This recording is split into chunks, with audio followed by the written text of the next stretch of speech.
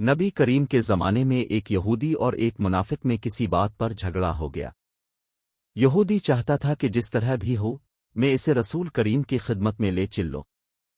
چنانچہ وہ کوشش کر کے اسے نبی پاک کی بارگاہ عدالت میں لے آیا اور حضور نے واقعات سن کر فیصلہ یہودی کے حق میں دے دیا۔ وہ منافق یہودی سے کہنے لگا کہ میں تو عمر کے پاس چلوں گا اور ان کا فیصلہ منظور کروں گا۔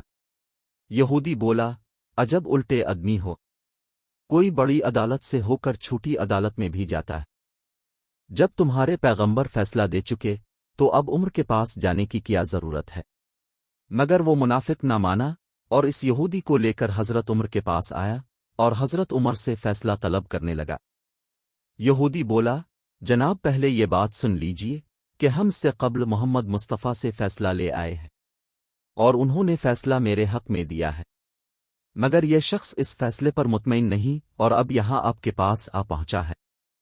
حضرت عمر نے یہ بات سنی تو اپنے فرمایا، اچھا ٹھہرو، میں ابھی آیا اور ابھی تمہارا فیصلہ کرتا ہوں۔ یہ کہہ کر آپ اندر تشریف لے گئے اور پھر ایک تلوار لے کر نکلے اور اس منافق کی گردن پر یہ کہتے ہوئے ماری کہ جو حضور کا فیصلہ نہ مانے اس کا فیصلہ یہ ہے۔ نبی کریم تک یہ بات پہنچی تو اپنے فرمایا، واقعی عمر کی تلوار کسی مومن پر نہیں اٹھتی۔ اس کے بعد پھر اللہ تعالیٰ نے یہ آیت نازل فرما دی۔